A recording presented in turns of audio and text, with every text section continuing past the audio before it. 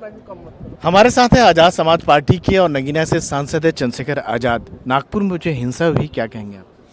आप नागपुर की बात कर रहे हैं। मैं एक समझ रहा हूँ कि यही नहीं पता कि जिस तरह का इस समय का समूह जो है, जो क्रिएट हुए, जो कहीं भी चले जाते हैं, जैसे हमने कल प्रोटेस्ट में देखा कि आज जो है अपनी बात को रखने का अधिकार भी खत्म हो गया देश में। वहीं कोई जो है ग्रुप्स चला जाएगा और वो इस तरह की भाषा का प्रयोग करेगा कि एक झगड़े की स्थिति बन जाएगी। ये देश में जो नफरत की आग, जो सामाजिक भाईचारे को तोड़ के जो है ये जो अपनी राजनीतिक एजेंडे को सेट करने की आग चल रही है, इसके परिणाम देश के लिए खतरनाक होंगे।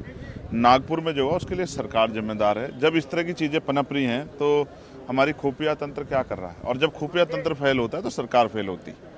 तो मैं ये कहूँगा कि जिसने भी, चाहे वो इस पक्ष का इस पक्ष का, इस तरह की घटना को कारित करने का, अफवाह फैलाने का काम किया, उन पर इतनी सख्त कार्रवाई हो कि दोबारा कोई इस तरह का प्रयोग ना करके देखा जाए।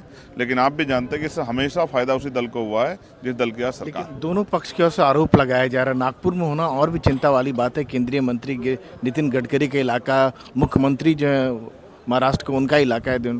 तो जो मुख्यमंत्री अपने इलाके में जो है इस तरह का सद्भाव सुनिश्चित नहीं कर पा रहे हैं, इस तरह का जो है सुरक्षा व्यवस्था सुनिश्चित नहीं कर पा रहे हैं, वो मुख्यमंत्री, उनको जवाब देना चाहिए। और मैं तो केंद्र की सरकार से, जिन्होंने नेतृत्व तय किया, उनसे जो है ये जवाब मांगना चाहता हूँ कि प्रधानमंत्री की नज़र है या नहीं है कि ऐसा ना हो नागपुर के हालात भी जो है, महाराष्ट्र के हालात भी मणिपुर जैसी हो जाएं।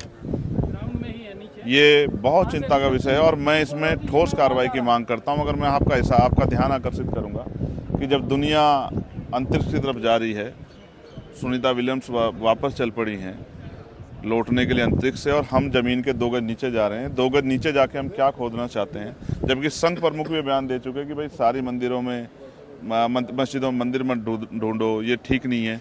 तो ये किसके आइडियोलॉजी पे हो रहा है? जो आपने समूह बना के खड़ा किया था, आज ये उस विचार का परिणाम है जिससे देश जूझ रहा है। इन सब मुद्दों की वजह से रोटी, कपड़ा, मकान, रोजगार और पत्रकारों की सुरक्षा भी। आपको याद है राघवेंद्र वाजपेयी? पत्रकारों की सुरक्षा क्या होगा? जो पत्रकार जब अपना जीवन संघर्ष पूरा कर लेंगे अपनी पत्रकारिता का, तो उनकी पेंशन का क्या होगा? लेकिन महाराष्ट्र जैसी जगह में, जहाँ पर अंबेडकर की जगह है, बाबा साहब अंबेडकर की जगह है, वहाँ पर जो हिंदू मुस्लिम भाईचारा हुआ करता था, वहाँ किस तरह की हरकतें हो रही है। आपको याद है, अगर आपने देखा हो गणपति उत्सव, अगर आपने देखा हो तो बहुत बड़े पैमाने पे हिंदू और मुसलमान मिलकर बनाते, ये देखा गया है। लेकिन आज क्या हो रहा है और ये कौन कर रहा है? क्या ये नया महाराष्ट्र है? अब से पहले क्यों नहीं हुआ? और जिस तरह से कहीं जो है स्टेट अपने आप यूसीसी ला के जो है, जबकि वो उसको राइट ही नहीं है स्टेट को, वो सेंटर का वो है विषय है, वो सेंटर सब्जेक्ट है। ये कोई स्टेट यूसीसी को नहीं कर सकता। जिस तरह से चीज़ें की जा रही हैं सिर्फ और सिर्फ अपने एजेंडे को सेट करने के लिए, और देश को हिंसा की तरफ झोंकने का प्रयास हो रहा है। सरकार का फेलियर है।